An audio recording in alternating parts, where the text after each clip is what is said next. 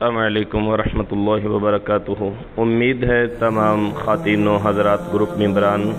خیر و عافیت اور ایمان، صحت و سلامتی کی بہترین حالت میں ہوں گے۔ آج مسجد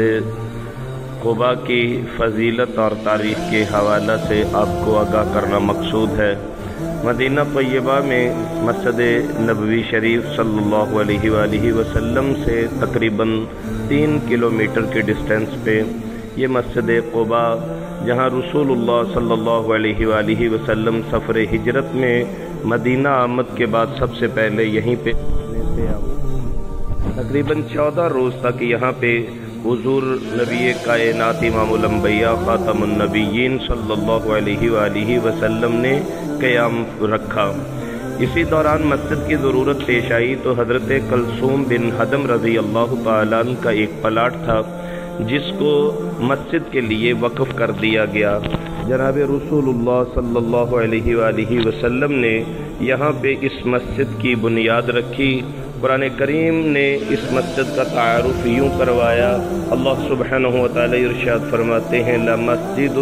أُسِّسَ عَلَى التَّقْوَى مِنْ أَوَّلِ يَوْمٍ أَحَقُّ أَن تَقُومَ فِيهِ رِجَالٌ يُحِبُّونَ أَن يَتَطَهَّرُوا وَاللَّهُ يُحِبُّ الْمُطَّهِّرِينَ، کہ یہ پہلی مسجد ہے کہ جس کی بنیاد تقوی پہ رکھی گئی۔ جناب رسول اللہ صلی اللہ علیہ وآلہ وسلم نے اپنے دستے مبارک سے اس کی بنیادوں کے پتھر لگائے اور اس کی معماری کا کام فرمایا۔ حضرات، جب یہ مسجد تعمیر ہو گئی تو پھر اللہ کے رسول صلی اللہ علیہ وآلہ وسلم یہاں سے 14 روز قیام فرمانے کے بعد آگے تشریف لے گئے، لیکن زندگی میں جناب نبی کائنات صلی اللہ علیہ وآلہ وسلم کا یہ معمول تھا کہ آپ ہفتے میں ایک دفعہ ضرور مسجد قباء کبھی پیدل اور کبھی سواری پہ تشریف لاتے، اور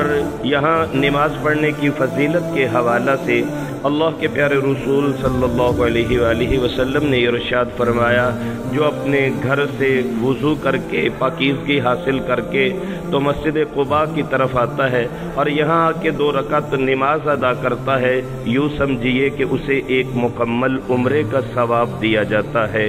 تو آپ تمام احباب زندگی میں بار بار سعادت عمرہ اور سعادت حج سے بہرہ مند ہوں، تو میری یہ گزارش ہے آج کے اس پیغام میں جو مسجد قباء سے جاری کیا جا رہا ہے